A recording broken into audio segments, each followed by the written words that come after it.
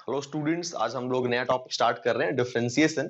बच्चों, डिफरेंशिएशन होता है rate of change of a variable quantity, variable और dependent quantity with respect to an independent quantity. All right, तो जैसे अगर मैं आपसे बात करूं यहाँ पे डिफरेंशिएशन क्या, तो यहाँ पे देखो मैंने बच्चों एक ग्राफ बनाया हुआ है। यहाँ पे मैंने y versus y axis and this is x axis, और ये मैंने ग्राफ बनाया हुआ है। ठीक है, और यहाँ पे y जो है आप देख सकते हो x का फंक्शन है। y is a function of x। ठीक है, मतलब क्या है कि हमारा y जो है वो x पे डिपेंड कर रहा है। अगर आप x चेंज करोगे तो y की वैल्यू भी चेंज हो जाएगी।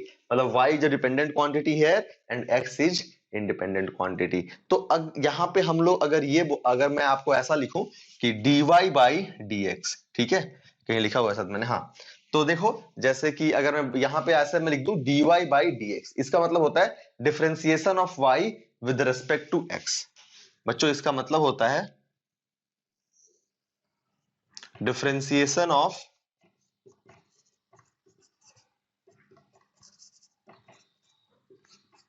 y with respect to x। ठीक है, differentiation of y with respect to x। और ये होता क्या है, तो rate of change in y with respect to x, rate of change in y with respect to x। x का value change करने से y कैसा चेंज हो रहा है ये बताता है हमें उसका डिफरेंशिएशन। ठीक है, तो y हमारी हो गई यहाँ पे डिपेंडेंट क्वांटिटी, है ना, और हमारा x है इंडिपेंडेंट क्वांटिटी, वो इंडिपेंडेंट क्वांटिटी जिसपे y डिपेंड कर रहा है। तो हमारा y जो है वो x के रिस्पेक्ट में डिफरेंशिएट हो सकता है।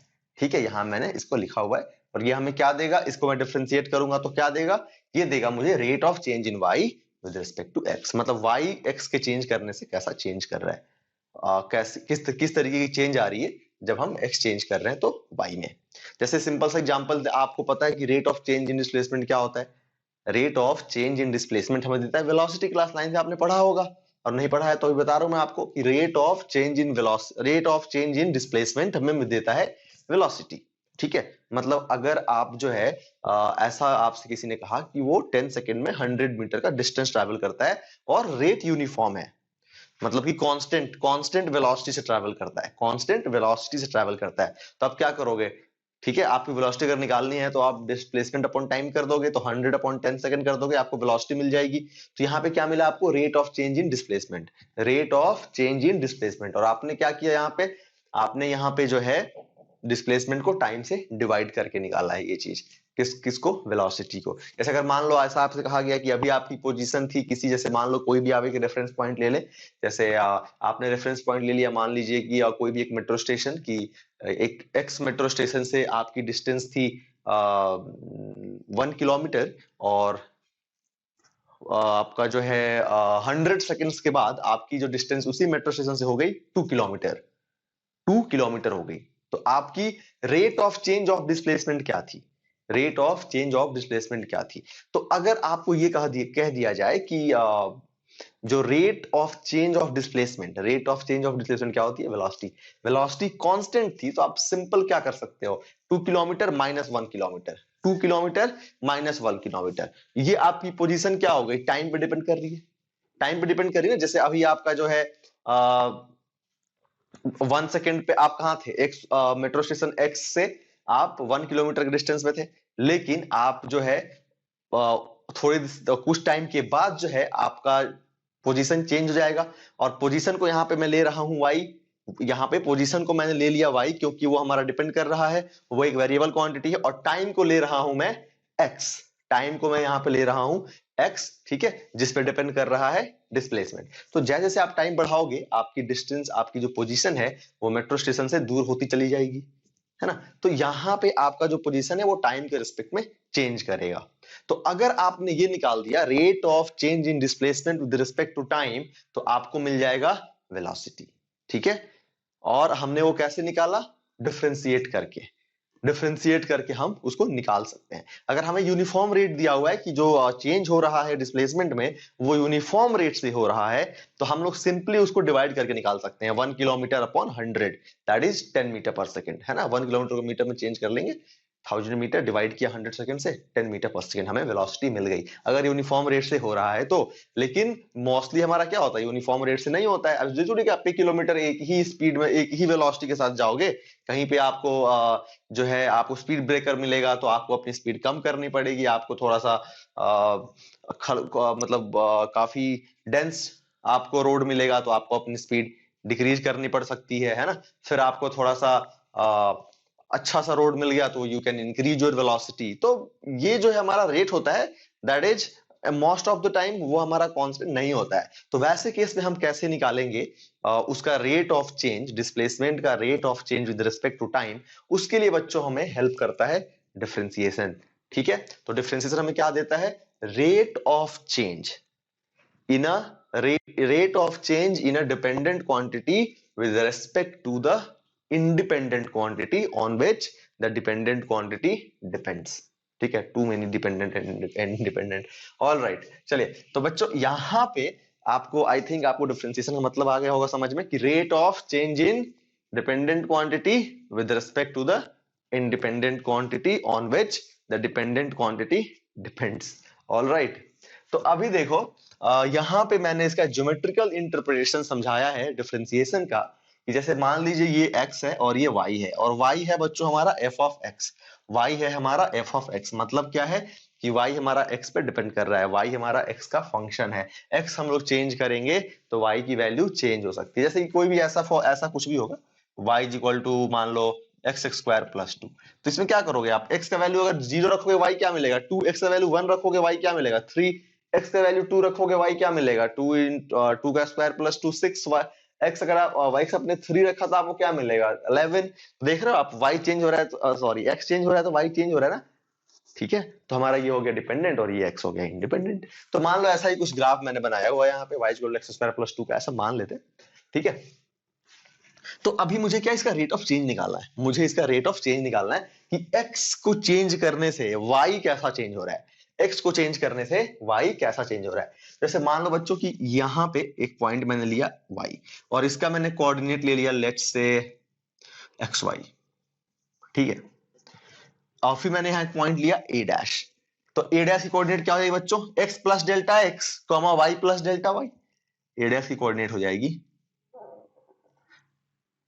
x plus delta x comma y plus delta y, है ना बच्चों। तो अभी आप देखें कि अगर हमें इसका निकालना है रेट ऑफ चेंज, अगर हमें इसका रेट ऑफ चेंज निकालना है तो हम क्या करेंगे। अगर हम बच्चों ऐसा कर दें कि इसका y में से y को माइनस कर दिया और x में से x कोऑर्डिनेट को माइनस कर दिया और फिर डिवाइड कर दिया। जैसे यहाँ पे देखो मैंने निकाला है rate of change in y with respect to x is equal to delta y upon delta x। क्या किया मैंने, जो मैंने स्लोप का आपको बताया होगा, अगर जो बच्चे 9th में पढ़े थे, बाकी जो बच्चे मेरे से नहीं कहीं और भी पढ़े होंगे उनको भी उनके टीचर ने बताया ही होगा कि स्लोप हम कैसे निकालते थे, y2 minus y1 upon x2 minus x1। तो इसमें से मैंने क्या किया, ये इसको इसमें से हमने y माइनस किया, इसमें से x माइनस किया। ठीक है, तो मुझे क्या मिल गया delta y by delta x। तो ये मुझे क्या मिल गया, रेट ऑफ चेंज। मतलब जैसे कि मान लो कि सिंपल सा है कि एक टाइम पे इसका पोजीशन ये था और y प्लस वाई टाइम पे इसकी पोजीशन ये हो गई। तो rate of change in position निकालना है तो क्या करेंगे, final position minus initial position upon time taken, time taken कितना हो जाएगा डेल्टा x, और चेंज इन पोजीशन कितना हो जाएगा y plus delta y minus y। तो देखो ये मेरा मैंने रेट निकाला है delta y upon delta x। ठीक है, लेकिन बच्चों यहां से यहां तक जो रेट है वो सेम तो है नहीं, वो सेम तो नहीं है। यहाँ पे कुछ और रेट है, यहाँ पे कुछ और रेट है, यहाँ पे कुछ और रेट है। चेंज होने का जो जिस रेट से वो चेंज हो रहा है वो अलग है। अगर बच्चों स्ट्रेट लाइन होता ना, अगर ये हमारा स्ट्रेट लाइन होता तो फिर हमारा ये फॉर्मूला काम कर जाता, लेकिन यहाँ पे ये जो है ना रेट ऑफ चेंज जो है एग्जैक्ट रेट ऑफ चेंज नहीं है, बल्कि ये हमारा एवरेज रेट ऑफ चेंज है। ये हमें क्या दे रहा है, average of rate in change. मतलब हमें ये एग्जैक्ट नहीं दे रहा, ये हमें एवरेज दे रहा है। ठीक है, तो हमें अगर इंस्टेंटेनियस चाहिए तो मतलब जैसे मान लो मुझे इस स्पेशल इस पॉइंट पे चाहिए, मुझे इस टाइम इंटरवल में नहीं चाहिए, मुझे इस पॉइंट पे चाहिए कि इस पॉइंट पे किस रेट से y चेंज हो रहा है x की रिस्पेक्ट में। ठीक है, तो मैं कैसे निकालूंगा इसको, वो फिर तो ये काम करेगा नहीं हमारा ये वाला। जो है ये काम नहीं करेगा।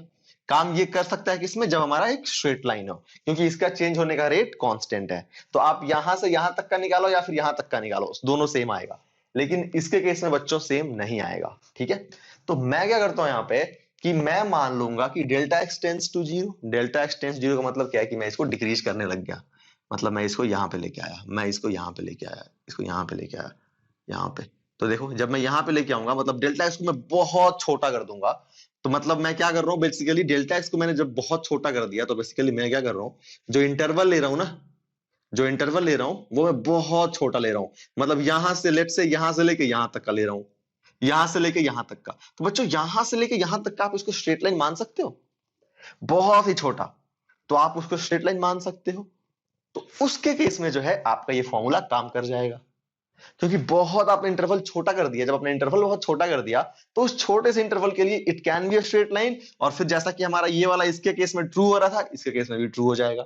और फिर हमारा जो है आ जाएगा हमारा आंसर क्या, rate of change in y with respect to x. तो यही मैंने किया है, delta x tends to zero delta y by D x. तो जब बच्चों हम delta x tends to zero है ना करते हैं, तो फिर हमारा ये जो delta y by delta x है वो बन जाता है d y by D x. dy by dx, dy क्या होता है, very small change in y, dx क्या होता है, very small change in x। dy क्या रिप्रेजेंट करता है, very small change in y, और dx क्या रिप्रेजेंट करता है, very small change in x। तो बच्चों यहाँ पे हम लोग dy बाई dx का अगर हम लोग मैथमेटिक्स में लिखना चाहें एक्सप्रेशन, मैथमेटिक्स में हम लोग लिखें मैथ्स के टर्म्स, मैथ्स के लैंग्वेज में, तो वी कैन राइट इट कि dy by dx is equal to limit delta x tends to zero delta y by dx। मतलब average value, average change in y with respect to x if the time interval means change in x tends to zero, means जो x का change है वो बहुत ही छोटा हो, तो हम लोग उसको बोलेंगे dy by dx। ठीक है। अब बच्चों अगर हमें इस ग्राफ में अगर हम dy by dx निकालें, अगर हम इस ग्राफ में dy by dx निकालें तो हमें मिलेगा क्या। अगर हम इस ग्राफ में dy by dx निकालते हैं तो हमें मिलेगा क्या। तो लेट्स से मैंने y पे dy by dx निकाल दिया, तो हमें ये एक लाइन मिलेगी। क्या मिलेगी, मुझे एक लाइन मिलेगी बच्चों। और वो लाइन क्या होगी, ए पे टैंजेंट, और वो लाइन होगी ए पे टैंजेंट। मतलब हमें यहाँ पे dy बाई डी एक्स क्या दिया, मतलब अगर मैं बोलूं ऐसे कि dy by D x at A, ये देगा बच्चों tangent at A, tangent at A, है ना। तो इसको हम लोग क्या बोल, अगर मान लो ये एक्स एक्सिस के साथ यहाँ पे थीटा बना रहा है, यहाँ पे ये एक्स एक्सिस के साथ थीटा बना रहा है, तो हम इसको लिख सकते हैं dy by D x at a is equal to tangent at a is equal to tan theta, is equal to tan theta. तो बच्चों क्या क्या दिया हमने, इसने dy बाई डी एक्स ने दिया हमें स्लोप, स्लोप दिया, स्लोप दिया हमें dy by D x at a tangent at a that is equal to tan theta. तो यहाँ पे आप tan थीटा निकालोगे ना, है ना, तो या तो फिर आप dy बाई डी एक्स निकालोगे tan थीटा, ये दोनों हमारा बराबर होगा। ठीक है। तो जब भी हम किसी एक पॉइंट पे निकालते हैं डिफरेंशिएशन, उसका dy बाई डी एक्स करते हैं, तो बच्चों हमें मिलता है उस पॉइंट का, उस पॉइंट पे उस कर्व का स्लोप। ठीक है। स्लोप के बारे में आप लोग जब पढ़ेंगे कोऑर्डिनेट ज्योमेट्री तो आपको और एक्सप्लेन होगा, बाकी नीट वाले बच्चों के लिए this is more than enough. ठीक है ना। तो स्लोप हमारा ये हो गया, डिफरेंशिएशन से हमें स्लोप भी मिलता है, और हम लोग इसको tan थीटा से इक्वेट करके भी फाइंड आउट कर सकते हैं। चलिए, तो ये हो गया बच्चों हमारा डिफरेंशिएशन का इंट्रोडक्शन। आगे बढ़ते हैं हम लोग डिफरेंशिएशन के कुछ फॉर्मूला देखते हैं, जो कि काफी इंपॉर्टेंट है ना। सबसे पहले देखो, अगर हम लोग डिफरेंशिएट करते हैं x to the power n को, है ना, x की रेस्पेक्ट में, तो हमें मिलता है nx n माइनस 1। कोई एक कर्व है y is equal to x to the power n, कोई भी एक कर्व है y is equal to x to the power n, अगर आप उसको डिफरेंशिएट करोगे x की रेस्पेक्ट में तो आपको मिलेगा nx n माइनस 1। जैसे फॉर एग्जांपल मैं आपको बोलूं कि मैंने डिफरेंशिएट किया x टू द पावर 6 को विद रिस्पेक्ट टू x, तो क्या हो जाएगा 6 into x to the power 5। अगर मैंने डिफरेंशिएट किया एक कांस्टेंट को, तो ये कितना होगा, 0। कांस्टेंट तो 0 होगा ना, क्यों, ये हमारा डिफरेंशिएशन क्या होता है, ये क्या है, rate of change in c with respect to x। और कांस्टेंट चेंज होता है क्या? नहीं, यानी उसका रेट जब चेंज ही नहीं होता यानी चेंज क्या आएगा? जीरो। तो रेट ऑफ चेंज क्या आएगा? जीरो। ये होता है बच्चों हमारा जीरो। ठीक है,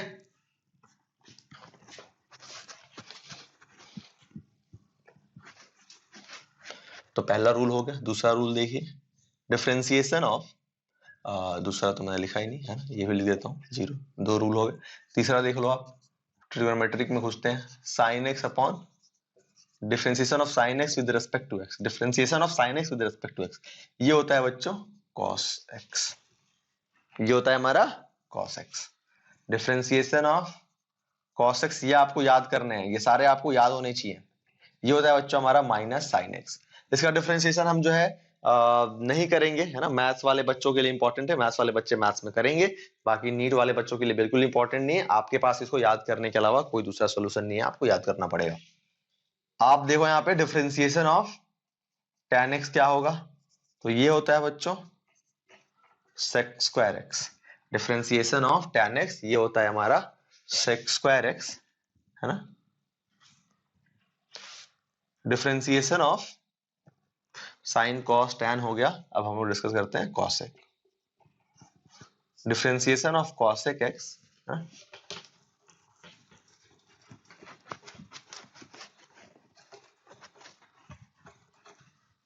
ये होता है बच्चों minus cosec x cot x। Differentiation of sec x ये होता है बच्चों sec x tan x। Differentiation of cot x with respect to x ये होता है बच्चों minus cos x square x।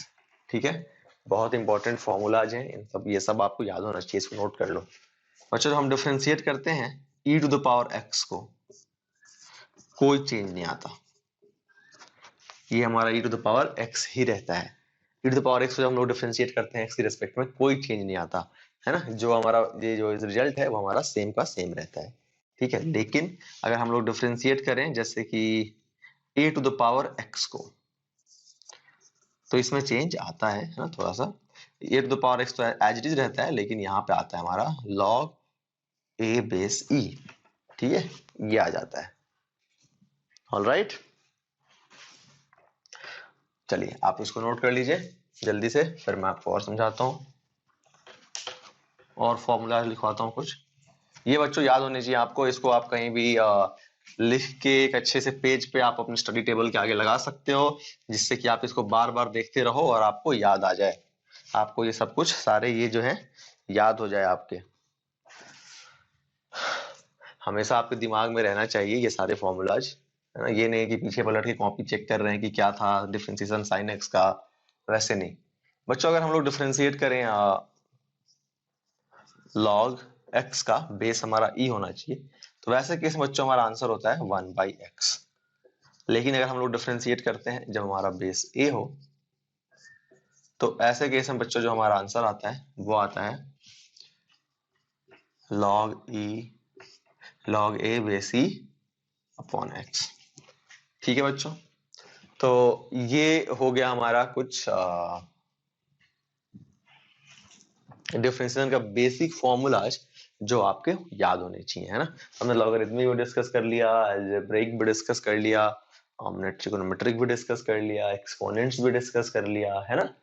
तो हमने सब कुछ ऑलमोस्ट डिस्कस कर लिया है। और बाकी इन्हीं फॉर्मूलाज के यूज करते हुए, इन सारे जो भी हमने फॉर्मूला पढ़ा, इन सबको यूज करते हुए हम लोग बाकी सबका डिफरेंशिएशन भी निकाल सकते हैं। ठीक है, तो चलिए अब जो है हम लोग आगे बढ़ते हैं और अब हम लोग डिस्कस करेंगे बच्चों कुछ रूल्स, है ना। डिफरेंशिएशन में जो रूल्स यूज होते हैं वो रूल्स बच्चों जो है हम लोग डिस्कस करेंगे। तो चलिए हम लोग देखते हैं कुछ रूल्स। तो अगर बच्चों हम रूल्स की बात करें तो जो सबसे पहला रूल है वो कहता है कि जब भी आप डिफरेंशिएट कर रहे हैं, है ना, लेट्स से कि आप डिफरेंशिएट कर रहे हो कोई भी एक ऐसा फंक्शन c इंटू वाई, ऐसा y एक वेरिएबल है जो x पे डिपेंड कर रहा है, लेकिन और c हमारा एक कांस्टेंट है। तो कांस्टेंट को हम लोग सबसे पहले बाहर ले लेते हैं। कांस्टेंट का हम लोग क्या करते हैं, चुपचाप पहले उसको बाहर ले लेते हैं। ठीक है, अभी आपने जो है डिफरेंशिएशन कर रहे हैं आप दो तीन फंक्शन का, जैसे let's say y1 plus y2 है ना, प्लस माइनस y3, और यहाँ पे y1 y2 y3 क्या है, y1 कॉमा y2 है ना, कॉमा, या फिर तीनों को मैं सेपरेटली लिख देता हूँ। y1 मान लो है आपका f1 ऑफ x, मतलब कोई एक f1 फंक्शन है x का, y2 है हमारा और y3 है हमारा f3 ऑफ x। मतलब ये जैसे मान लो आपका लेट्स से कि f1 x स्क्वायर हो गया, ये हमारा 3x क्यूब हो गया, ये हमारा 10x हो गया, इस तरीके से है। मतलब ये y1 y2 y3 x के तीन अलग अलग फंक्शंस हैं, और इनको हमें इस तरीके से आ गया कि इसका डिफरेंशिएशन करिए आप, तो बच्चों क्या होगा इसका डिफरेंशिएशन, तो इसका डिफरेंशिएशन बच्चों आप ऐसे लिख सकते हो,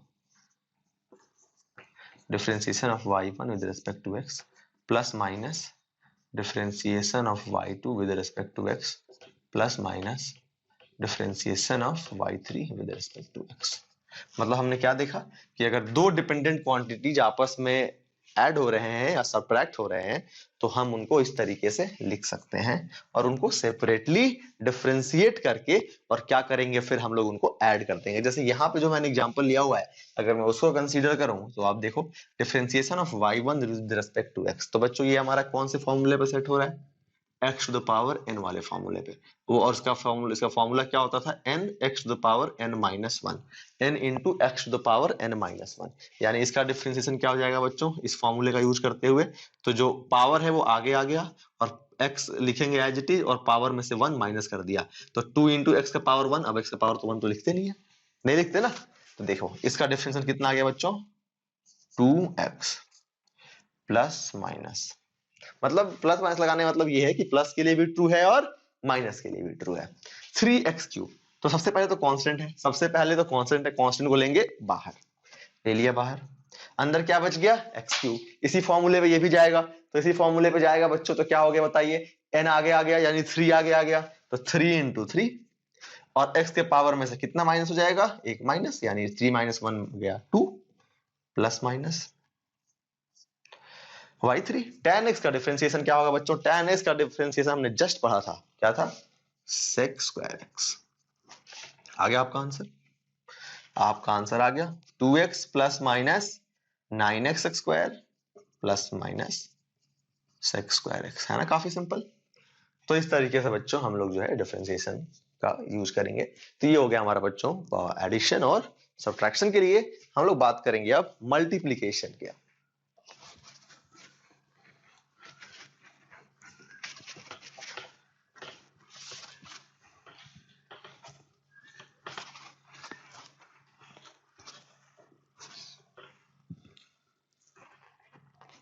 बच्चों मल्टीप्लिकेशन का हमारा जो रूल होता है उसको ध्यान से देखिए, बहुत ज्यादा इंपॉर्टेंट है। मल्टीप्लिकेशन ऑफ, है ना, multiplication of two variable quantities, differentiation of multiplication of two variable quantities. इसका जो रूल आता है ना बच्चों, उसको हम लोग बोलते हैं प्रोडक्ट रूल। जिस रूल से हम लोग जो रूल हम लोग यूज करेंगे इस केस में, उसको हम लोग बोलते हैं क्या, प्रोडक्ट रूल। जैसे आप देखो यहाँ पे कि आपको दो फंक्शन है ना, लेट्स से u है, u है हमारा f1 ऑफ x और v है हमारा एक कोई दूसरा फंक्शन है x का ही, ठीक है।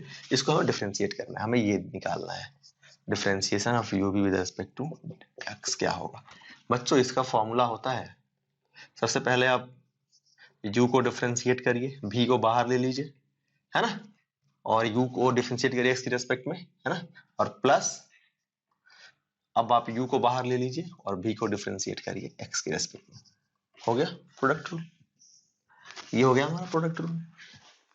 जैसे मान लो अगर मैंने y जो है वो ले लिया बच्चों x टू द पावर 3 और v ले लिया मैंने let's say e to the power x, ऐसा ले लिया मैंने।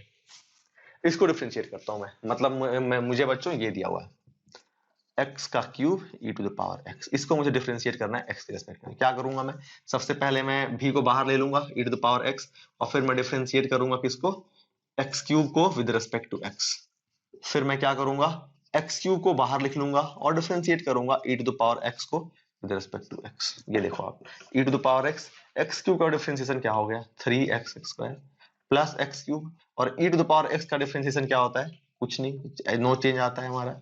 जो पहले e to the power x का डिफरेंशिएशन हमारा e to the power x ही रहता है, और x क्यूब का हमने कैसा कौन ले फॉर्मूले पे कर दिया, nx n minus one, n है बाहर ले लिया, x to the power n minus one, 3 minus one किया 2 हो गया, हमारा आंसर आ गया। तो ये आ गया बच्चों हमारा आंसर। अगर उसको फर्दर थोड़ा सा सॉल्व करना चाहते हो you can do it, e to the power x, यहाँ पे e to the power x into x square common ले सकते हैं आप, क्या x square into e to the power x, क्या बच जाएगा हमारा यहाँ पे 3 प्लस x, है ना, एक्स स्क्वायर ले लिया कॉमन, एक्स स्क्वायर और e to the power x common ले लिया हमने, तो 3 प्लस x बच गया हमारा, और इस तरीके से बच्चों हमारा आंसर आ गया। ठीक है, चलिए अब हम लोग पढ़ेंगे बच्चों डिवीजन रूल।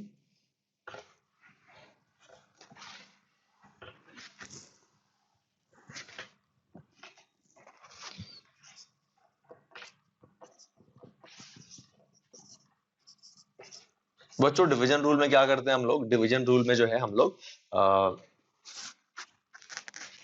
जैसे मान लीजिए कि ये हमारा u और v एज इट इज है, और यहाँ पे हमें डिफरेंशिएट करना है u बाई v का, u बाई v का, और u और v वही जो पहले था हमारा वही चीज है। कैसे करेंगे डिफरेंशिएशन बच्चों, इसके लिए हमारा रूल होता है ये v du by dx minus u dv by dx upon v square.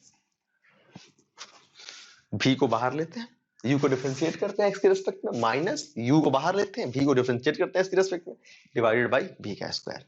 तो इसको करें क्या, चलिए करते हैं। v du by dx, v क्या है बच्चों, e to the power x बाहर लीजिए, डिफरेंशिएट करिए u को x के रिस्पेक्ट में, x क्यूब का डिफरेंशिएशन x के रिस्पेक्ट में क्या आया था 3x स्क्वायर, है ना, nx माइनस वन, 3 आ गया बाहर, x का पावर में से 1 कम हो गया, 3x square minus u dv by dx, u कितना है, u है आपका x क्यूब, और dv by dx e to the power x का differentiation e to the power x ही होता है, तो डायरेक्ट लिख दूंगा e to the power x divided by v square, और v क्या है बच्चों, what is v, e to the power x का स्क्वायर। तो आ गया हमारा answer, e to the power x common ले लो, अंदर क्या बच गया 3x स्क्वायर, यहाँ क्या बच गया माइनस एक्स क्यूब। आप चाहें तो इसमें जैसे हमने कॉन्स्टेंट उसमें बाहर लिया था, वैसे आप यहाँ भी आप चाहो तो एक्स स्क्वायर ले सकते हो कॉमन, है ना, तो आप ले ही लो एक्स स्क्वायर भी। तो यहाँ क्या बच जाएगा हमारा 3, और यहाँ क्या बच जाएगा x, है ना, नीचे क्या बच जाएगा e to the power x का स्क्वायर, यानी e to the power x into e to the power x, e to the power x का होल स्क्वायर। तो हमारा यहाँ से e to the power x से e to the power x cancel out, क्या आ गया बच्चों हमारा answer x square upon e to the power x, और ब्रैकेट में 3 माइनस 6। काफी सिंपल है ना, चलिए आगे बढ़ते हैं, कुछ प्रॉब्लम सॉल्व करते हैं हम लोग डिवीजन रूल पे। ऐसे बच्चों हम लोगों ने tan x का डिफरेंशिएशन देख लिया है, हमने tan x का डिफरेंशिएशन देख लिया है, क्या था बच्चों tan x का डिफरेंशिएशन 6 स्क्वायर x, यही था ना। तो अभी हम लोग देखते हैं प्रोडक्ट रूल लगा के क्या आता है या नहीं आता है। तो बच्चों हम लोग tan x को क्या लिख सकते हैं, differentiation of dx, tan x हम लिख सकते हैं sin x upon cos x, बोलो, है ना। तो यहाँ पे हमारा u क्या हो जाएगा sin x, v क्या हो जाएगा cos x, u हो गया हमारा sin x और v हो गया बच्चों cos x। डिफरेंशिएट करिए, differentiation of sin x with respect to x, यानी क्या होगा हमारा differentiation of sin x upon cos x with respect to x is equal to what, v du by dx, v du by dx, है ना, v du by dx। तो हमारा यहाँ पे v क्या है cos x को बाहर ले लिया, डिफरेंशिएट करेंगे किसको sin x को with respect to x, minus u dv by dx, u क्या है बच्चों sin x बाहर ले लिया, डिफरेंशिएट करते हैं हम लोग इसको cos x को with respect to x, divided by v का स्क्वायर, v क्या है cos स्क्वायर x, है ना, सिंपल।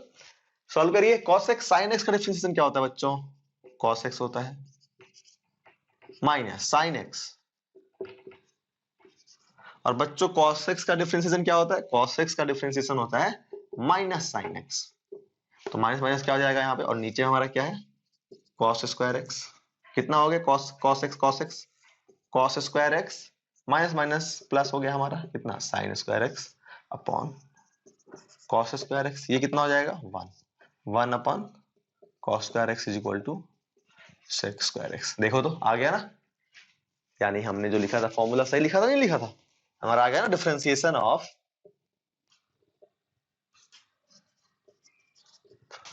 हमने ये लिखा था ना आपको, differentiation of tan x with respect to x is equal to sec square x। आ गया हमारा आंसर, काफी सिंपल है। ठीक है, चलिए तो इस तरीके से हम लोग जो है डिवीजन रूल, प्रोडक्ट रूल और सम रूल ये सब कुछ हम लोग कर सकते हैं। एक हम लोग और करते हैं प्रॉब्लम। इसलिए से आपको ऐसा दिया हुआ है y is equal to x cube plus e to the power x x square plus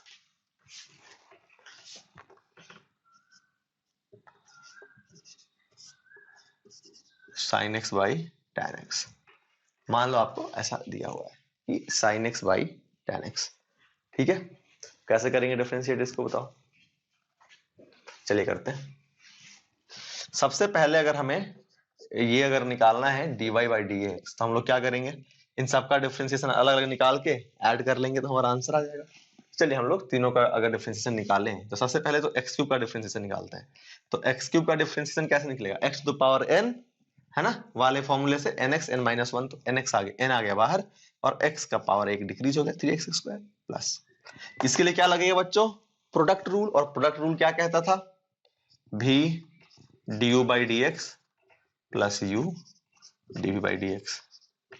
division rule लगेगा, डिवीजन रूल क्या कहता था, v du by D x minus u dv by D x upon b square. चलिए इसे values put करिए।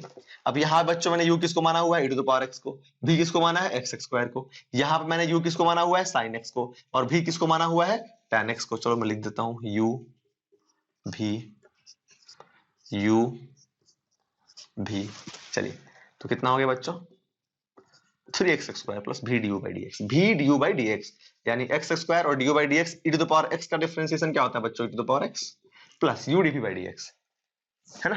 u क्या है, x u हमारा कितना है बताइए, e to the power x, और dv यानी हमारा v का differentiation x to the power 2 का डिफरेंशिएशन क्या होगा, 2 आ गया बाहर और x की पावर में 1 का डिक्रीमेंट, यानी हमारा हो गया बच्चों ये 2x। ठीक है, तो ये आ गया हमारा आंसर, पहला हो गया। दूसरा और तीसरा, चलो तीसरा देखो, v du by D x, v du by D x यानी बच्चों ये तो हमने यही किया ना, देखो ना, v du by D x plus u dv by D x, बस यहाँ माइनस साइन है तो एज इट इज लिख दो यहाँ माइनस साइन के साथ।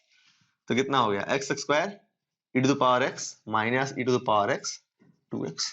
बस हाँ, नीचे में v स्क्वायर भी है तो v स्क्वायर हमें करना पड़ेगा, और v मैंने किस, ओ वेट, ये तो अलग क्वांटिटी है, सेम थोड़ी कर रहे हैं हम लोग, sin x को, sin x और tan x है ना।